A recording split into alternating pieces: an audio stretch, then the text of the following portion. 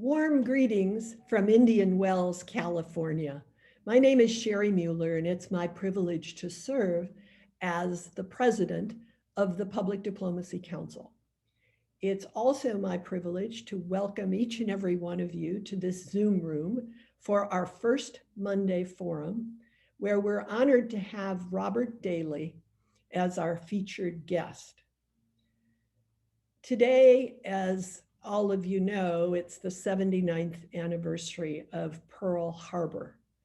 And it's impossible not to think about that incredible milestone in American history. I just rewatched then President Franklin Delano Roosevelt's message to the Congress the day after, when he said, December 7th, 1941 is a date which will live in infamy. And it occurred to me as we look at the year 2020 with all of its cumulative challenges and yes, tragedies, it's a year that will live in infamy. However, there is light at the end of the tunnel. And as we go into the December holiday season, I want to extend to each of you and your families the good wishes of the co-sponsors for significant and some serene holidays. There are 3 co-sponsors to First Monday Forums. I already alluded to the Public Diplomacy Council. I know the president of the Public Diplomacy Association of America, Joel Fishman, is among our almost 100 audience members today. Also, the USC Annenberg Center for Communication, Leadership, and Policy is also a co-sponsor, and today's session will be closed out by Adam Clayton Powell. I want to say a special thanks to our tech host, Katie Conti. She's a rising professional member of the Public Diplomacy Council, and she also, in real life, works at Meridian International Center. Katie's asked me to remind you, when you ask a question, please identify yourself and ask it in the Q&A box. If you have any difficulty technically, you can contact her using the chat box. I want to say a special thank you to Mike McCarry, who's orchestrated this first Monday forum. We're lucky that Mike is serving as a board member of the Public Diplomacy Council. Some of you may know him from when he worked on the Hill for an Illinois congressman. Some of you may know him from his foreign service career, including being posted to China. And many of you know him from his 20+ years at the helm of the Alliance for International Exchange. So it's my pleasure, with thanks to Michael, to turn the proverbial microphone over to him. Michael?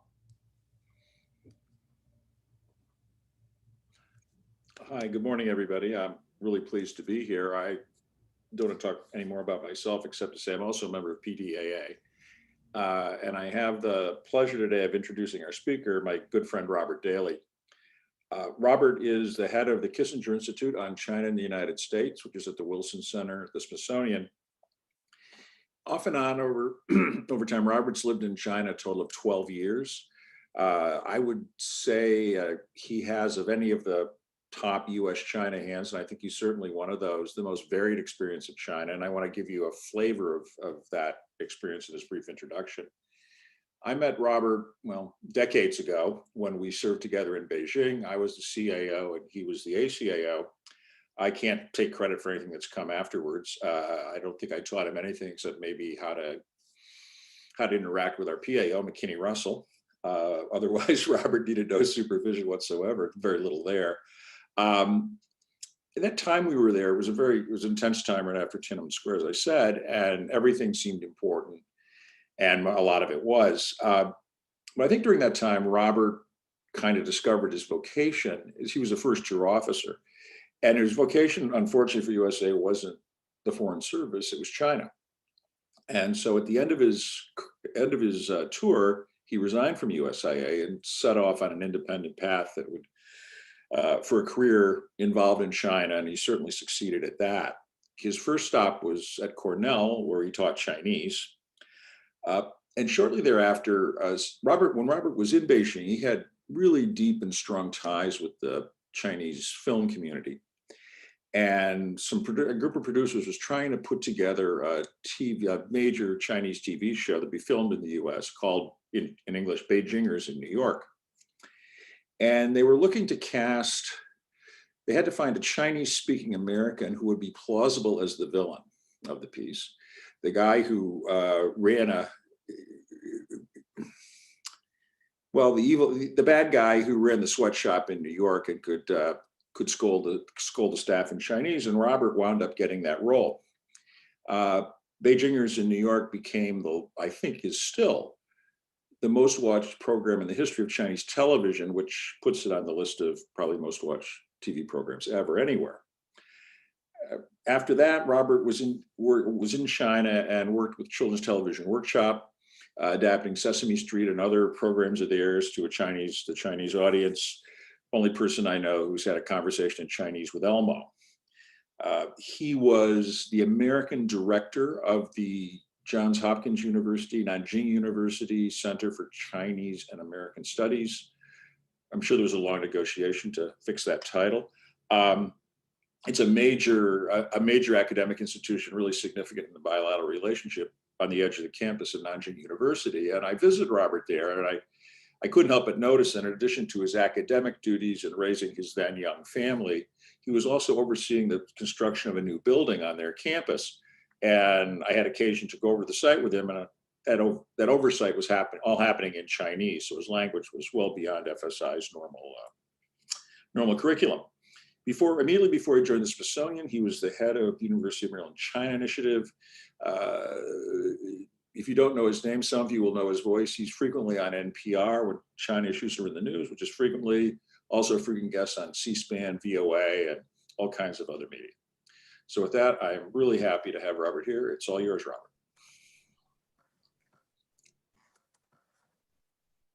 Well, thank you, Mike, for a generous introduction. Thank you, Sherry, for this opportunity to speak with these three organizations, all of which I've had the good fortune to follow over a number of years. The Chinese title of my initial remarks today is 雾里看花, which means looking at flowers in the fog. And it's a Chinese phrase which is about blurred vision and uncertainty, and perhaps a little bit of peril. We're going to talk about a few things today: US-China relations, but also public diplomacy challenges as they relate to US-China relations. But before going into US-China relations, I would like to embed that discussion in a broader theme, which I think is absolutely necessary for talking about geopolitics today. And that broader theme is change of many sorts. And Sherry alluded to some of them in her introduction. Change, remarkably, is really not a major part of American political discourse. We don't like to talk about the ways that the United States needs to change. The assumption tends to be, or at least did tend to be until recently, that we were sufficient as we were. And even in the most recent presidential campaign, the slogans referred to a look back rather than a look forward. Make America great again, build back better. Both phrases harkened back to different versions of an idealized past, and it seemed to be, the project seemed to be about recovering that past in part, rather than really looking forward and thinking about change as we must. And we are forced to begin with change most acutely because of the pandemic itself, and then it's still unforeseeable, but long-term knock-on effects. Poverty, famine in some areas, malnutrition, which brings with it the possibility of war, a new round of massive migrations. And this, pandemic coming onto us feels like a blast from a distant, more primitive and dangerous past. At the same time, we face new threats like global warming and new technologies, and these ring like harbingers from a science fiction future in which we don't know whether we're going to be masters or victims. So one sort of change which reminds us of where we've been, and another that points us toward a future that we don't yet understand. And at the same time, of course, another major change agent, which has been written about a little bit more, is the globalization of markets, of human flows and ideas, a globalization that challenges our ideas about culture, about national sovereignty, relations between individuals, objects with the Internet of Things, communities, countries, and international corporations and organizations. That globalization on its own would have been epoch-making without the pandemic, without global warming. And then, of course, there are ongoing shifts in geopolitics that cast doubt on the primacy of the United States, which has probably been a bedrock assumption for most of us, for most of our lives. And certainly an awful lot of the work of public diplomacy has also been grounded in ideas or assumptions about American primacy. And all of these changes are being driven at a time when Americans disagree about the meaning of their history, they disagree about their present values, and they disagree about their future direction. So amidst all of these forms of uncertainty, what is America's story? As practitioners in public diplomacy, this is a central question because we're charged with telling America's story. Which story? There's a multiplicity of them, and we've lost the certainty of prior assumptions. So what are we to ground work and programs in amidst so many epochal changes? Now, China's rise is the primary geopolitical change that forces this question on us. Like the pandemic, like global warming, like globalization, China's rise on its own would have compelled a fundamental rethink of America's assumptions. So let's start with where are US-China relations today? I think that this is now well understood. The United States and China are already engaged in a long-term, comprehensive global competition. Long-term, meaning that it's going to be with us for decades. Comprehensive, meaning that it comprises things like security architectures, international rules about finance and trade. Very importantly, we're involved in the competition to see which nation can be the most important in developing, marketizing, and regulating new technologies. We're also competing in the area of global order, the normative space, to try to create new rules, new laws. And of course, this necessarily involves an ideological competition to shape the values that underlie institutions. So it's a long-term comprehensive competition, and it's taking place worldwide, quite literally at both poles on every continent, in outer space and cyberspace. It's a competition between deeply distrustful, at this point really, peer competitors. And this is something wholly new to the United States and really new to China as well. So when we speak about the United States and China in relation to each other, we need a theory of the United States, which I'll get back to in a minute, but also a theory of China. What is China today? How should we frame it? This is going to be broad strokes, so please feel free to challenge this in Q&A. But I would argue that China today, and I would not have said this as recently as a decade ago, I think that we should understand China as a vast, hegemonic, materialist police state. So 4 terms, and I know that that's a lot: a vast, hegemonic, materialist police state. And again, this is something new, something that requires change. China is now clearly a police state under Xi Jinping. We see this in its use of new technologies to build out a domestic surveillance state in which facial recognition, big data, supercomputers, and various forms of AI can be used to chart, regulate, direct, and punish the behavior of ordinary Chinese in their ordinary lives. And it can also be used to repress places like Xinjiang, Tibet, and Hong Kong. So it's a police state. And Xi Jinping has been borrowing from a Maoist playbook, has been increasingly repressive at home. He has been reining in academics, think tanks, the media, the cultural class, and creators, and making very clear that the Communist Party will direct everything in China, and that he is at the forefront of the Communist Party. Now, this all has a Orwellian overtones, dystopian overtones.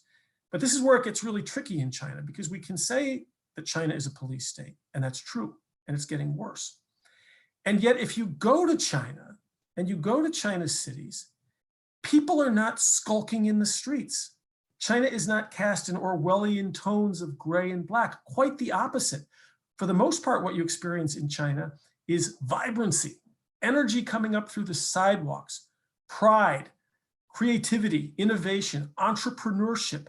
There is a strut in China. They're not skulking in the streets despite the police state.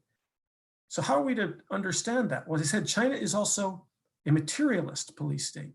This is new. It's extremely interested in the accumulation of wealth, in increasing people's standards of living, their medical outcomes, their educational outcomes, their life expectancy, and indeed in the realm of personal choice as consumers, China has also increased personal freedoms greatly since Mike and I worked there after Tiananmen Square. The range of options to all Chinese, to young Chinese, the information that they have, despite the Great Firewall of China, would have been unimaginable even in the early 90s. So the fact that it's a materialist police state makes it complicated for Americans to deal with because it doesn't quite fit our Orwellian views or our views based on the Soviet Union of what a police state might look like. And most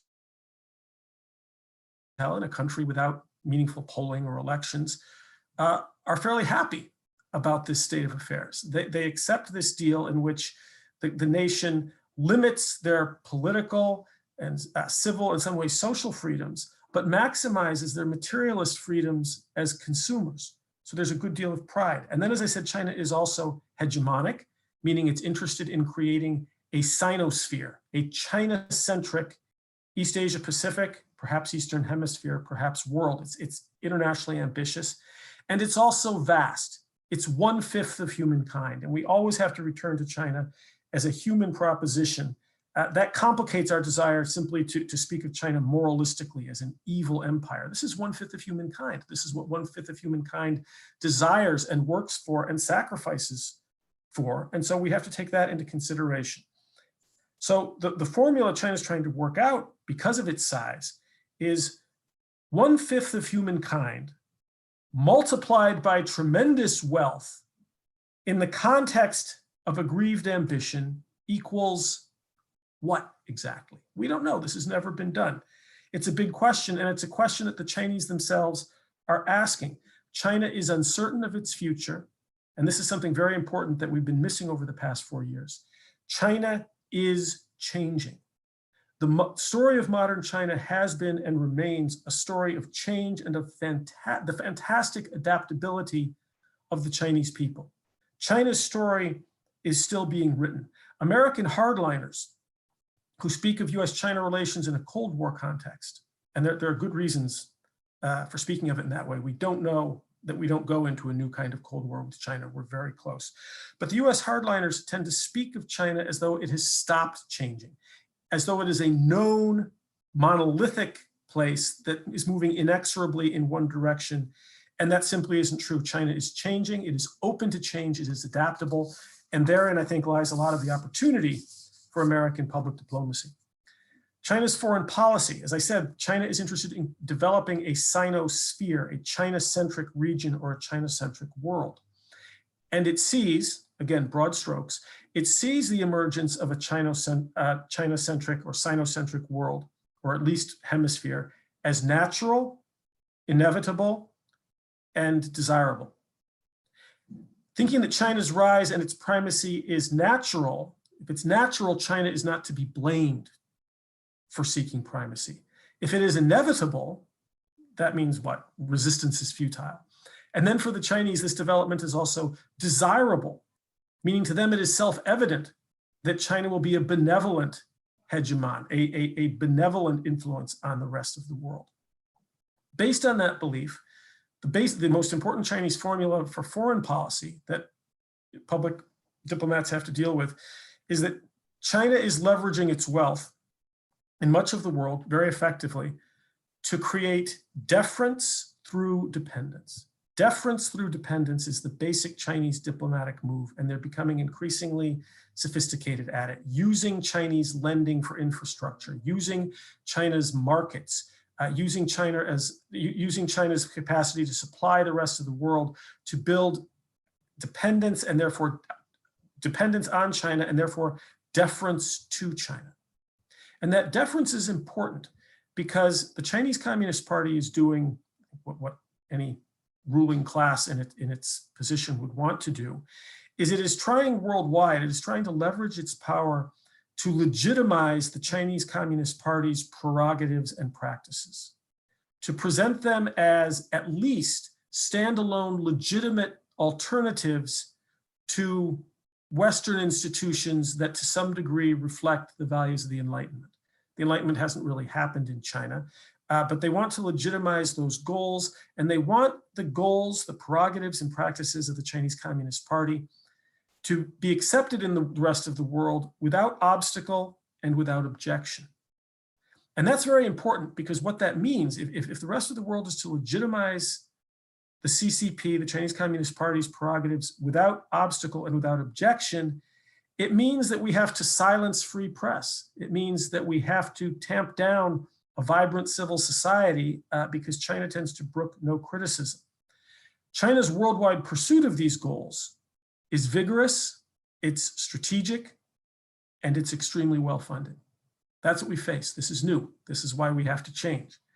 It's one of the reasons we have to change. So what can the Biden administration do? Let's come down to American policy. Well, as I said, we are looking at flowers in the fog. There's a lot of uncertainty. And I think that means we can see the first few steps, the necessary but insufficient steps to dealing with China. And it's clear that Biden does see those. And those first steps involve something like, and this is a dangerous phrase for reasons we'll get to in a minute, a return to normalcy in the way America approaches foreign policy.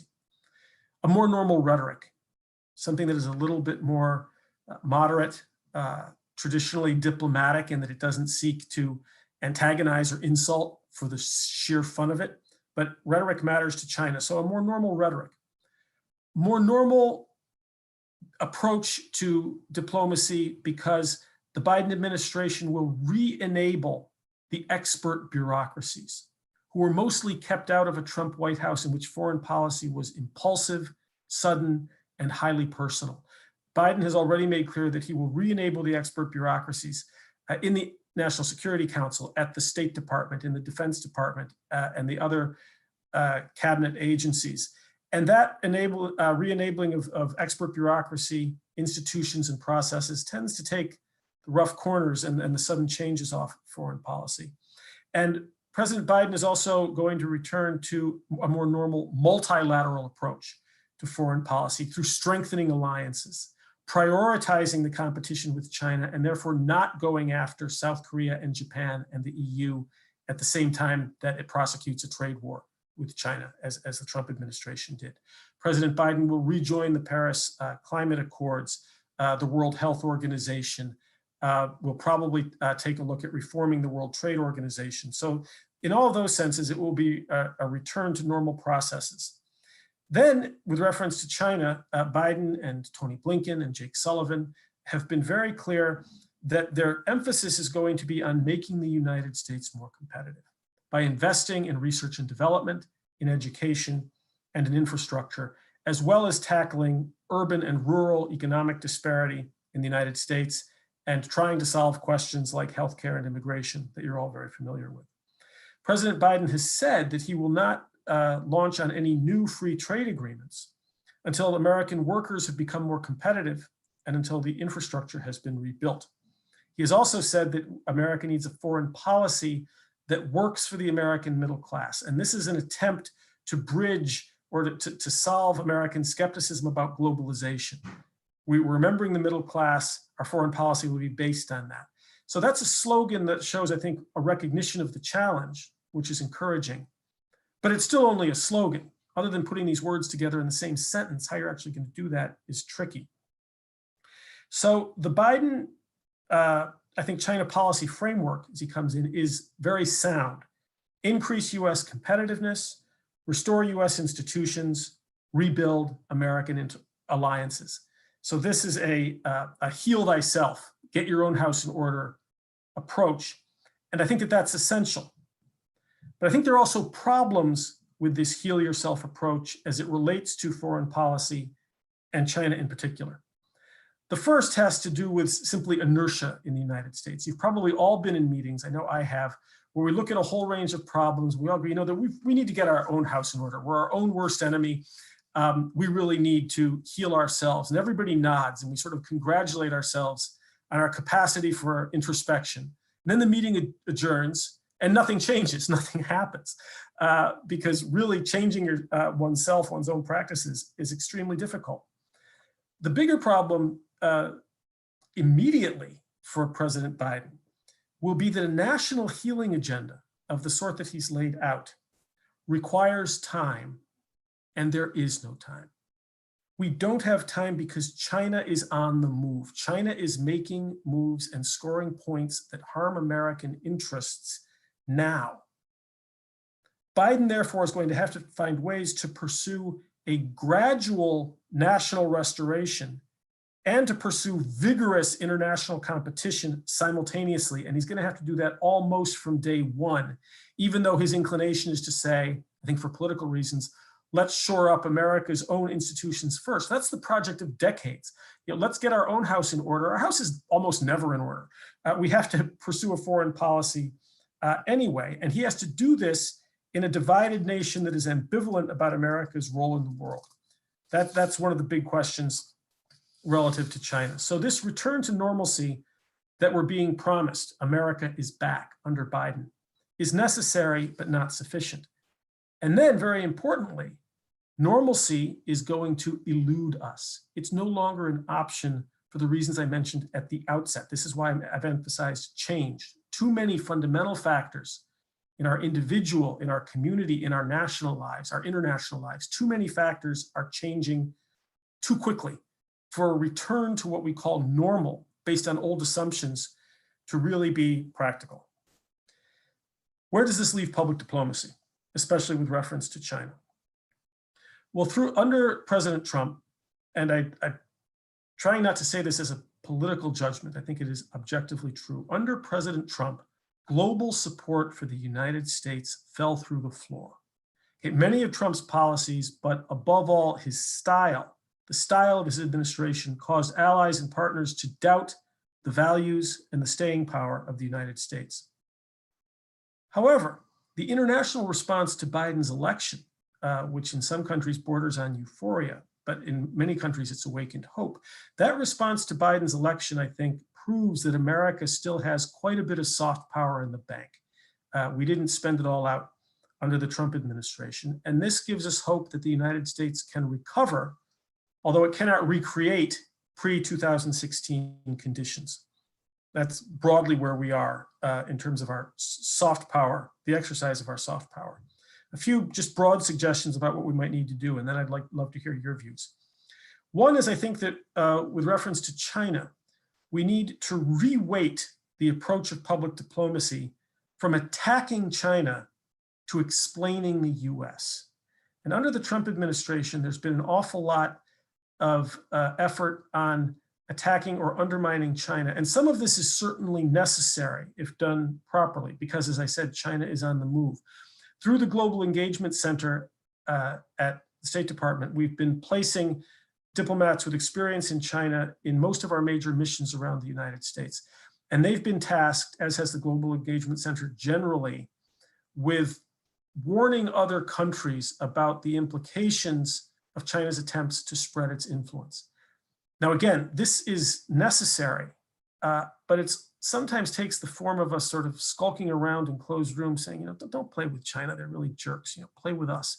It's been more about undermining China than presenting a positive, compelling case for working more closely with the United States. I think we need to reweight it toward the latter, toward explaining the United States, toward the more positive sides of public diplomacy, while keeping those essential aspects of the Global Engagement Center and the instinct that founded it toward helping other countries understand some of the long-term costs of working with China. We also need to recommit to making a convincing argument to the Chinese people and also to the world. Over the past 4 years, we've really stopped speaking effectively to the Chinese people that we need to reach, the urban, internationalized, well-informed, ambitious, proud younger people of China who are changing that country and changing the world. We have largely, because our rhetoric toward China has been focused on attacks and insults, we have alienated these people. I would highlight just this past week, Senator Blackburn's tweet that over their 5,000 years of history, China has always been stealing and cheating, so why should we expect anything differently now? That gets rebroadcast by Chinese propagandists to our detriment. We need to move away from making these arguments to really trying to reach, having a discussion, having an argument with the Chinese people. Because the young in China, the people who are changing the country, most of them do not feel imprisoned or enslaved by the Chinese Communist Party. This is the picture that has been painted by them in recent years by Secretary Pompeo's speech at the Nixon Library, by some of Vice President Pence's speeches.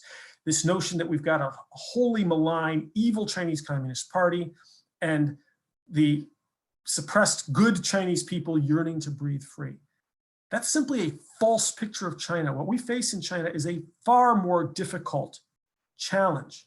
We face a nation that is proud, ambitious, resourced, aggrieved, in which the people appeal to be, Chinese people, while they complain about their government constantly like anybody else and would change many aspects of it if they could, but they're not hostile to their government. There are no means by which we can provoke them to rise up and overthrow their government, but they are open to convincing argument.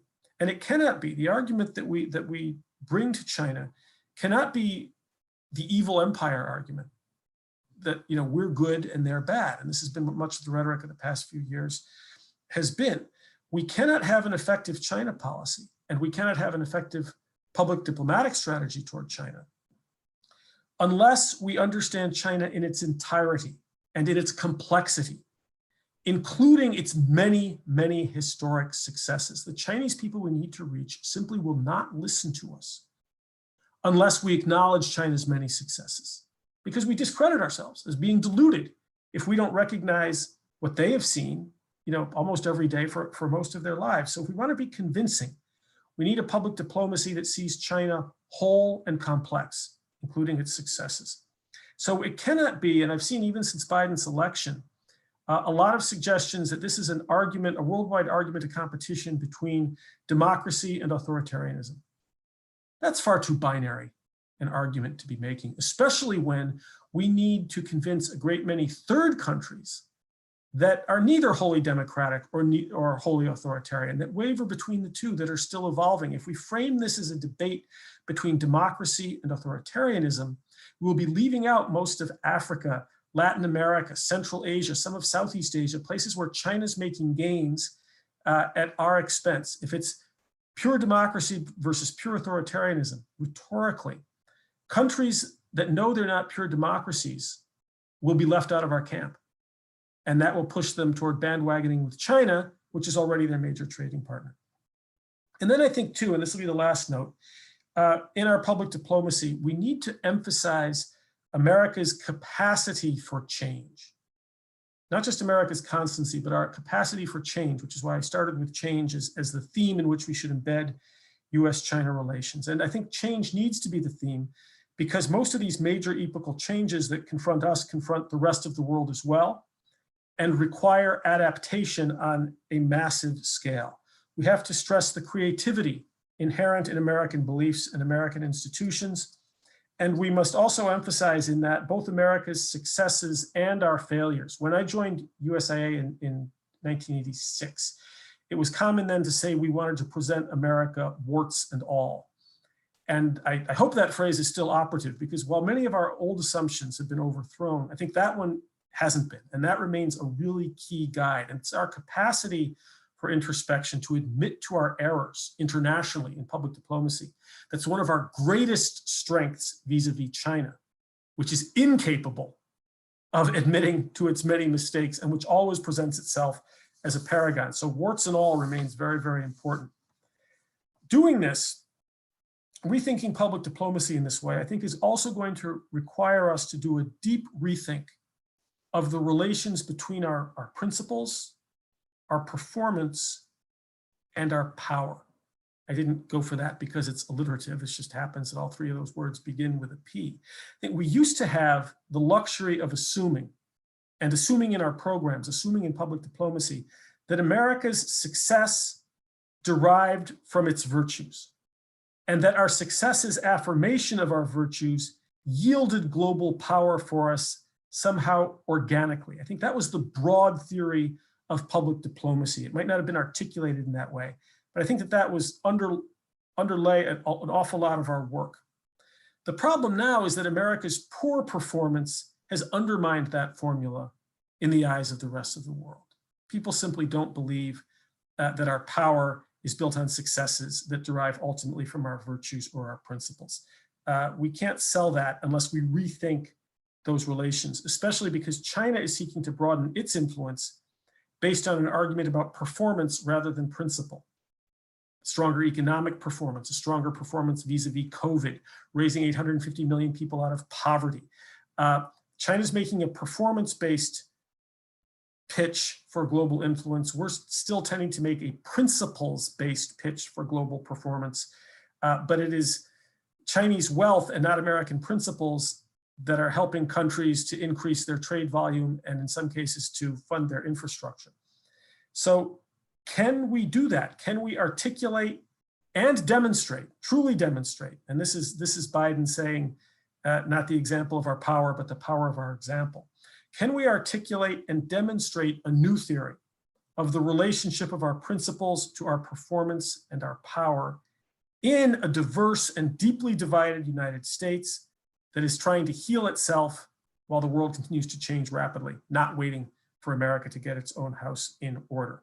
Can we convincingly tell a new American story in a skeptical world, I think, is the challenge to public diplomacy in the new administration, and I look forward to hearing your views on that. Thank you.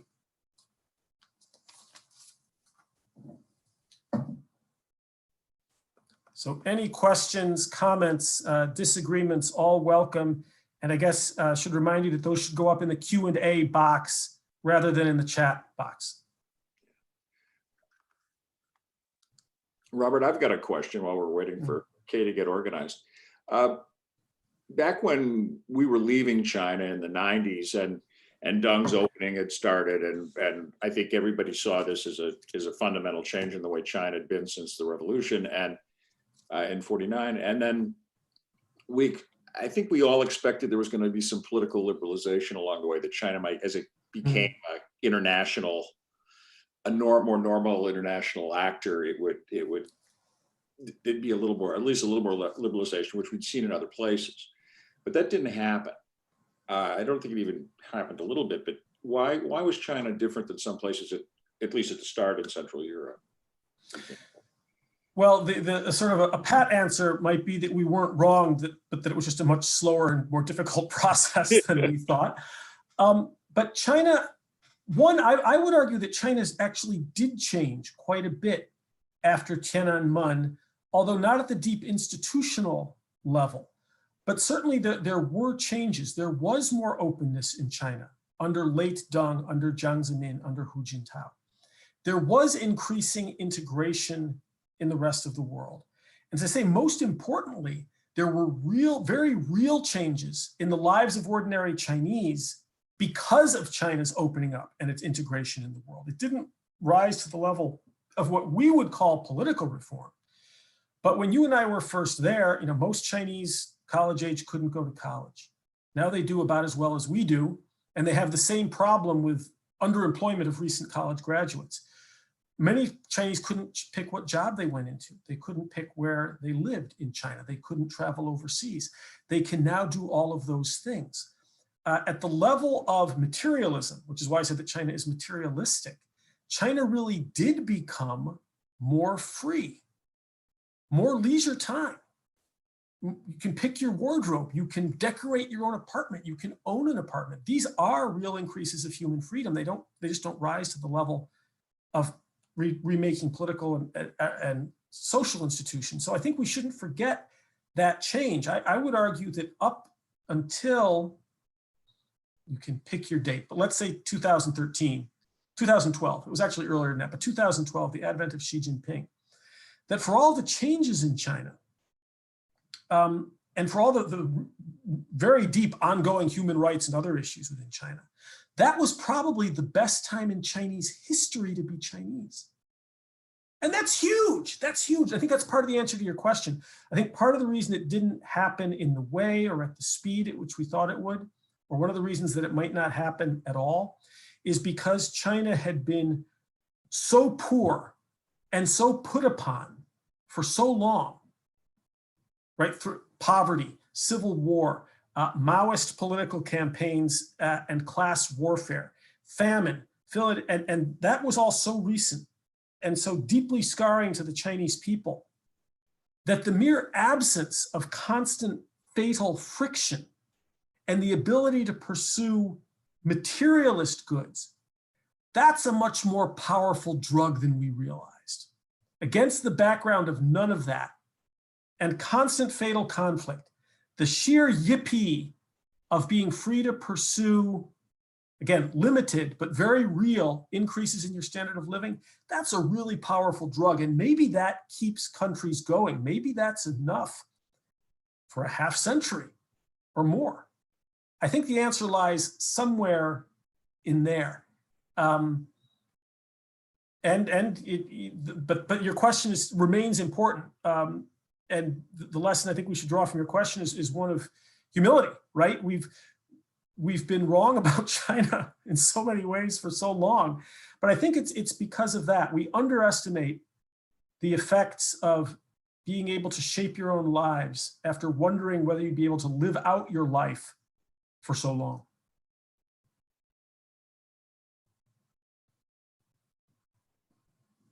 Fantastic. So we have quite a few questions in our Q&A box. I would love to start with a question from Michael Anderson, who's a PDC board member and retired public diplomacy officer. He asks, the Trump administration implemented a number of steps to counter Chinese soft power influence in the United States. Should these media, education, and cultural measures continue under the next administration, or should some be resigned as to improve US-China relations and try to get people-to-people ties back on track? Well, I think there are two different kinds of things that the Trump administration did. Some of the things that they did involved canceling American projects in China, like the Fulbright program. And this is something I think we could get back on track relatively quickly. We also canceled the Peace Corps program in China. You can make an argument that as the soon-to-be world's wealthiest country, maybe Peace Corps isn't a great match for China now anyway. But I tend to be in favor of getting as many Americans to China for as long as possible, doing as many different things as possible, as essential to stable US-China relations. So you might even think about restarting the Peace Corps. So in terms of what the Trump administration did, closing down channels through which Americans could get to China, I think that should all be reversed. But I think the question also referred to Trump administration attempts to counter certain channels of Chinese influence in the United States, to put a spotlight on the fact, for example, that most Chinese language media in the United States, including community-owned media, radio stations, newspapers, cable access stations, are in fact now run by and funded by the Chinese Communist Party, sometimes overtly, but often covertly. The Trump administration has also pointed out the way that China uses American openness, and in particular, the openness of American universities to attain, in some cases, steal American intellectual property in ways that build Chinese power and harm the United States.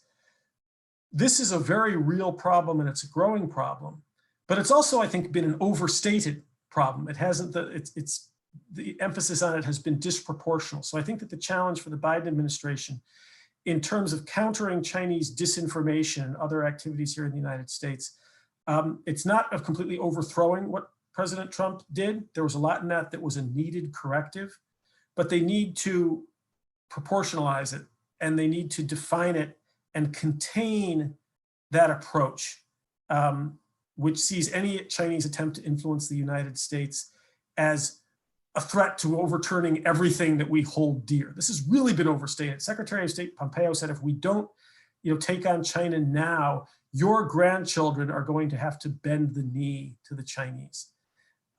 This, I think, is just unconvincing. Where is it? Where is it? A few years ago, and I've told this story before, and I apologize if I've told it to anybody in the audience, but I think it's important. This was about 3 or 4 years ago. I was out back doing yard work with my oldest son, and we were talking about this very issue. The question, raises. He said, "Dad, what are you talking about? Chinese influence. We're going to mulch the garden, and then we're going to go see Avengers Endgame, and then we're going to get pizza, and then we're going to come home and we're going to play cribbage and listen to Bob Dylan. And what does China's influence have to do with any of this? Where is it? I just don't see it." And I think that most Americans would legitimately ask that question. Where is it? You look at China, and America's influence is everywhere. I think China's success is mostly due to the hard work of the Chinese people. But there's almost no visual aspect of Chinese modernization that you can see. Do a 360 on a street in Shanghai. Almost no aspect of China's modernization has nothing to do with the influence of the United States. It's everywhere. It's deep and profound and transformative in China.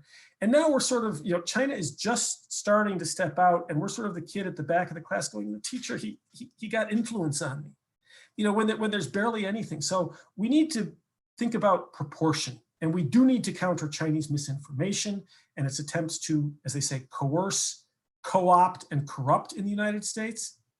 We do need to do that. But let's just keep a sense of proportion about these things, would be my advice to the Biden administration. Absolutely. And we have another question from Stephanie Roach, who asks, "I'm really worried about the future of academic exchange between China and the US. With academic espionage as a hot button issue for the government, and especially funding agencies, as well as the general US attitude towards China, and by extension, the students who come here. How do you see this issue?" And she's wondering if her worries and pessimistic outlook is founded. Absolutely founded, and probably not pessimistic enough. If you get The Economist, there's an article on this in the Current Economist about the death of sinology. Fewer and fewer Americans are studying the Chinese language, Chinese history, Chinese culture. That's disappearing. I was pretty disturbed a few years ago when the Foreign Service Institute more or less did away with the area studies component of its training. It still does a little bit of it, but I think that in the case of China, it's a 2-week mini course at the end of a year-long course. When I went through FSI, area studies, classroom discussion, reading was folded into that. And so even the Foreign Service seems to be giving short shrift to this. Certainly our universities are not doing their job and haven't been for some time, not only with reference to China. It's been a problem that area studies has been out of vogue in the academy for decades. There's no such thing as China studies. You're either an anthropologist or an economist or a political scientist, and you are trained in your discipline. You are not trained in an interdisciplinary way to study Chinese philosophy and history and art and religion and language and political science. And that's what being an effective diplomat in China or any other country entails. And so, yes, those worries are well-founded. Part of it is our government, part of it is the academy, and part of it is American disinterest, but we are training fewer of the kinds of people that we're going to need if we're going to compete with China and counter China effectively. I think it's a big issue. And in a follow-up to that, Leonard Baldiga asks, over the next several years, there will be more English speakers in China than in the US. And he wonders how this could somehow affect the relationship between the US and China. Someone else, Pat Cushleys asks, I understand that the number of Americans studying Chinese has dropped precipitously since 2013. So will this be a problem in the future for our understanding and hence ability to work with China? I think the latter question I just answered. I think it's an enormous problem, and I worry about it greatly. I think it's been true since either the late 80s. I think that's since the late 80s. Remind me if I'm wrong, Mike, but we used to say this back at the embassy, that there were already more people learning English in China than speaking it in the United States. And this has been one of the lessons for me over decades of public diplomacy. When we used to say that in the 80s, I think we thought, oh, good, we win. right? The fact that America had all this influence on China, that they loved our movies and our music and our fashion and our tech. I think there was a simplistic view that that meant that that was a soft power win for the United States. And of course, there's some senses in which that's true. But I think more importantly, it was a win for China. I think what really matters for national health, and therefore for things like soft power and public diplomacy, is not how much you influence other countries, but how receptive you are to influence from other countries. That's the real strength. Receptivity is a greater strength for a nation because it makes their own culture richer, and it challenges thinking, and it builds up various kinds of creative and cultural strengths. Receptivity is more to foreign influence, provided it's not malign, that it's organic, is more important in some ways than your ability to influence other countries. And this is true in the realm of China's English language skills in particular. That helps us in some ways, but I think it helps them more. I'm actually a little encouraged recently in the United States, a little bit of a tangent, but the fact that that BTS now dominates the Billboard Top 100, this has never happened before. Korean soft culture, boy bands and girl bands. This isn't a recommendation for the music. I'm not talking about that, but I have a 12-year-old daughter who lives for this stuff, so I actually know a lot about it. And I've had to listen to a lot of songs and watch a lot of bad videos.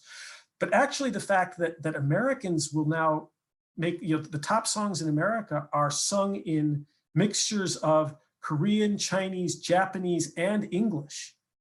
That's great for us. We've never been receptive to that or open to that at all. I was up in the Northern Adirondacks in October outside of Ogdensburg, New York, and I was behind a car in a local street, and the entire back of their car was plastered with K-pop and this boy band BTS bumper stickers. And I pulled around because I wanted to see who was driving. Was this a Korean American? And it wasn't. It was, I think, an ordinary resident of Ogdensburg. And so I have some hope that America is getting more receptive. And so I think this is a question for public diplomacy generally. What is the more important index of a nation's real strength over time? Receptivity to influence or ability to influence? We've had the latter for years. We're just starting to develop the former, receptivity, which China has had and is gained by for a long time. Exactly. We now have a question from Jeffrey Simmons, who's a 2019 Rangel Fellow, as well as a Public Diplomacy Council Rising Professional, so a soon-to-be diplomat for the United States. And his question digs a bit deeper into what you previously mentioned. He asks, how can the US government, specifically public affairs officers, accurately and adequately reach publics in China when diplomatic presence in China is quite limited by the Chinese government? Are there any strategies or platforms that you would suggest? And there's another reference later in our chat about the Great Firewall and what are our best strategies for outreach to the Chinese people despite these boundaries asked by Larry Schwartz. So this is a very good and a very difficult question that I don't have a great answer to in terms of long-term, public diplomacy, you want to have a long-term program. And now, we didn't speak this way when I was in the Foreign Service, fortunately, but now because everybody speaks like they're an MBA program, you want to have a public diplomacy program and you want to have a metric to measure your effect. And I've always believed that frankly, that's nonsense and that it's an act of faith. Right? And that you know what's good, you know what works. It's true that the Chinese government has been closing down most channels through which we might reasonably work. It's also true, however, that Chinese elites, and that's a pretty big sector of China, they all have means of getting over the firewall. And so major American think pieces, major articles, major cultural artifacts, major works of art, movies, video games, all this stuff, they almost always get through. So the people that we most want to reach, sort of the influencing the influencer stuff, they will see articles that get out there, especially if we can get them out there in Chinese. And so I think one of the things that the government could do is be far more active, and we used to do some of this, but it was pre-internet days, in looking at American debate about international affairs, about America itself.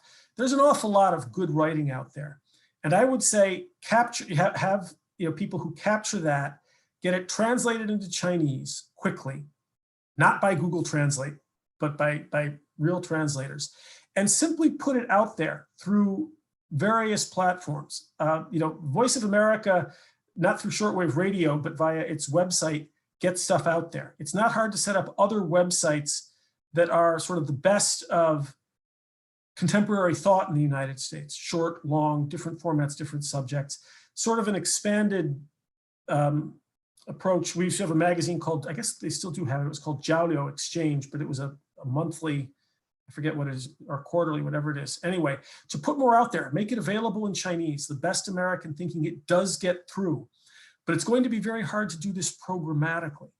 It's going to be very hard to know who you've reached, how many people you've reached, and what impact it's made. It will be an act of faith based on the knowledge that there are an awful lot of very thoughtful people in China who will see this stuff, debate it, discuss it, and maybe be changed by it. So it's simply making material available in Chinese, I would put right at the top of the list. We have a few additional questions that ask about China and its neighbors, and as well as some contested territories. So Ambassador Greta Morris asks about Taiwan and Hong Kong. How could they figure into a Biden policy towards China? Might these relationships need to be sacrificed to other issues in US-China relations? Well asked question. This is going to sound bleak, and I'm sorry to have to say it, but Hong Kong is a lost cause. We hold no cards. China holds all the cards. It is part of the People's Republic of China, period, full stop. And there's really very little we can do. They've had the executive branch right along over the past year.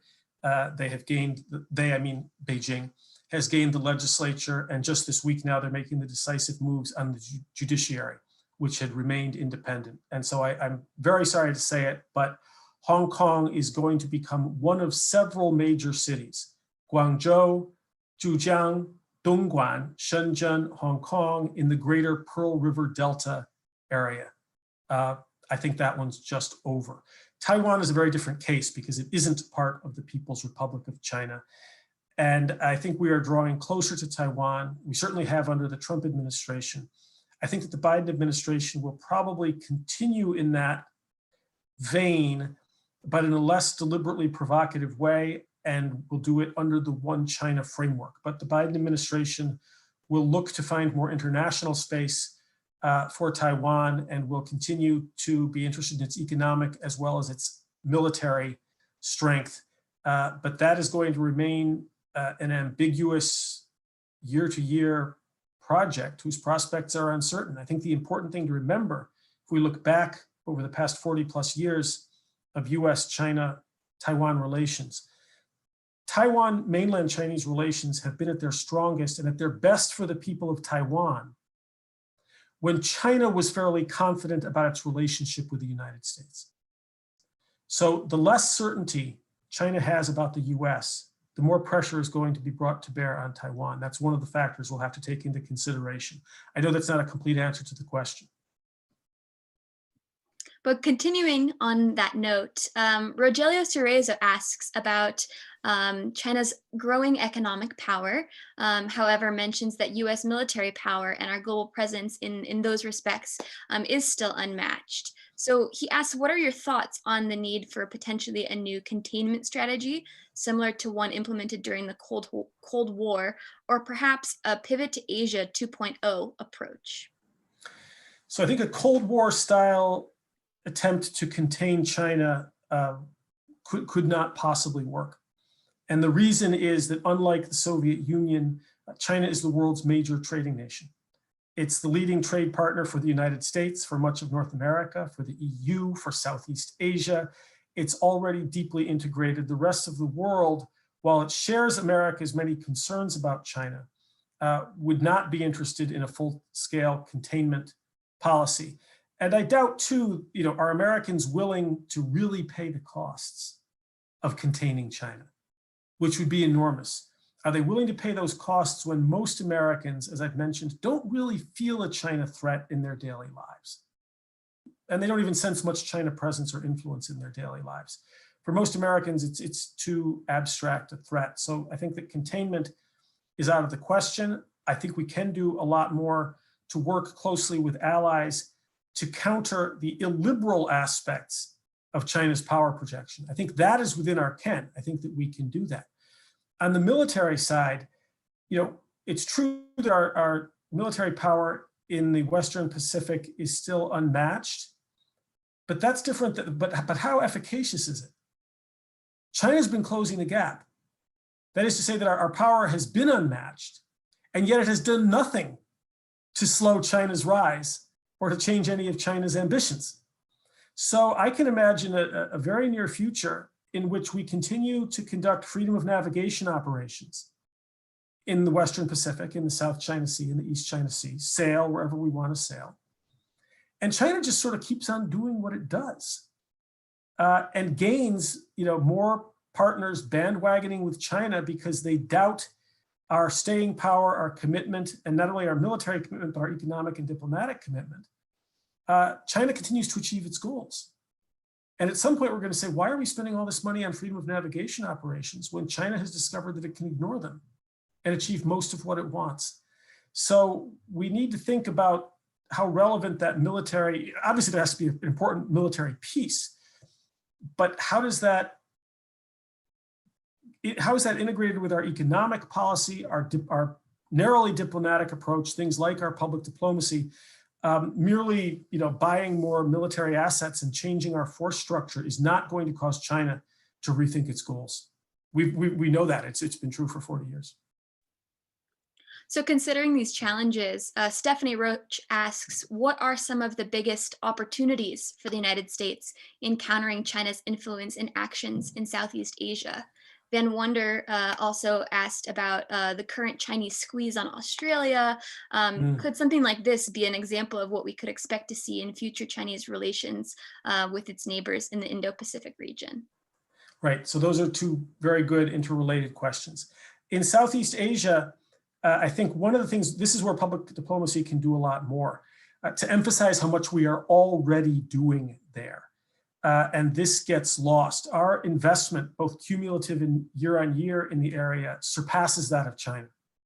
There's far more American investment in Southeast Asia than Chinese investment. And David Shambaugh of George Washington University has a new book on this called Where Great Powers Meet, which is about US-China competition in Southeast Asia.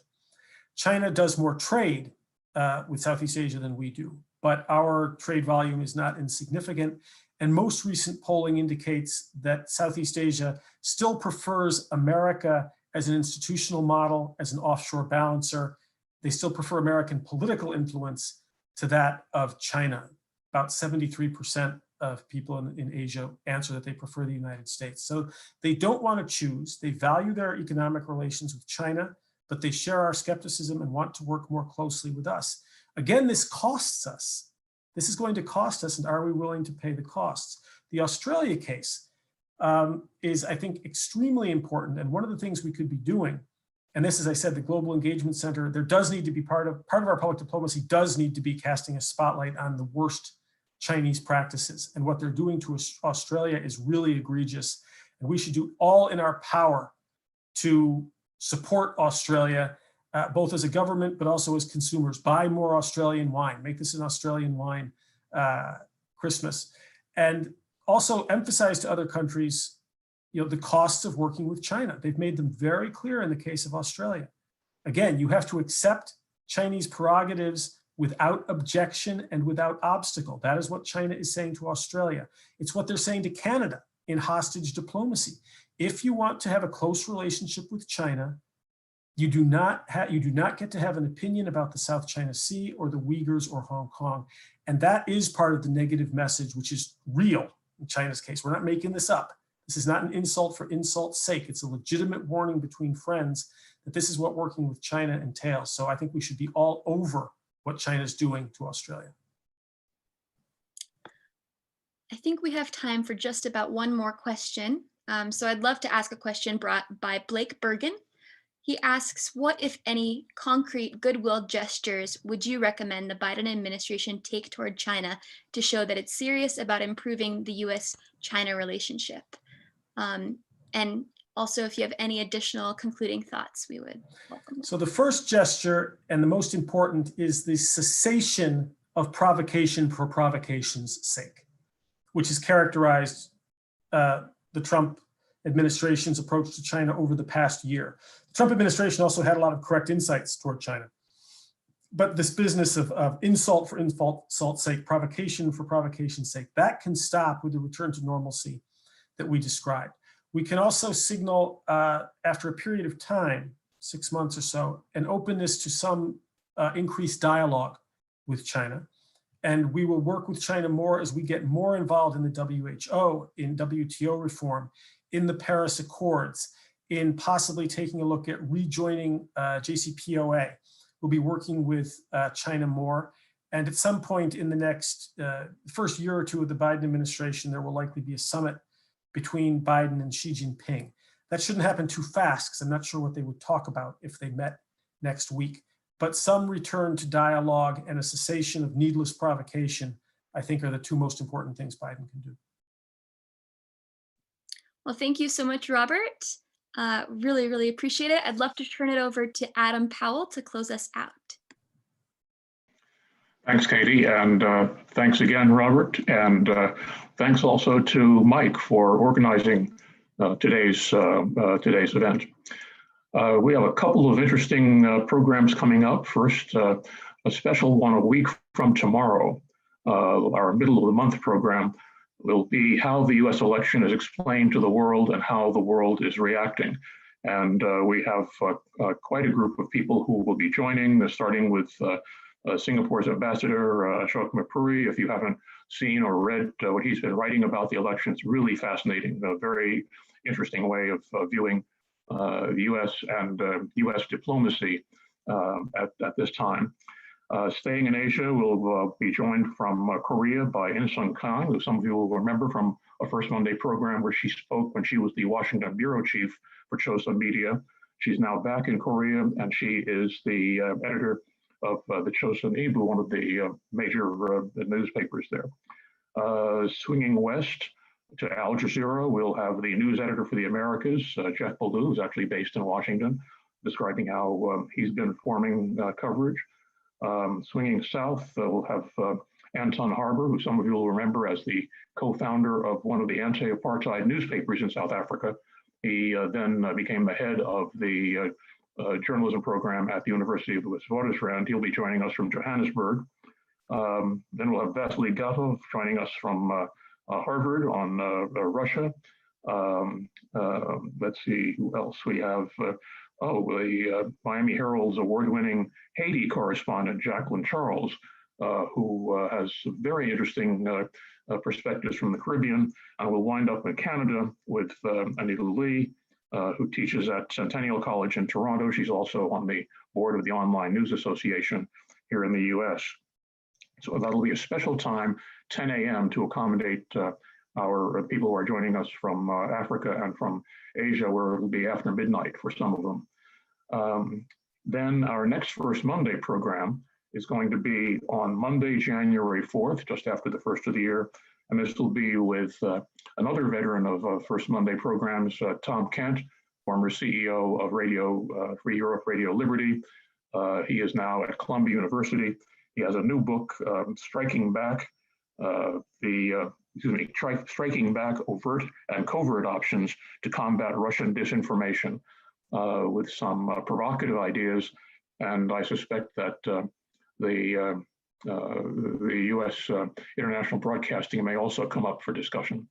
So that's what's coming up in the next week and again next month. And until then, I think we should all stay safe and healthy, and we're adjourned. Thank you.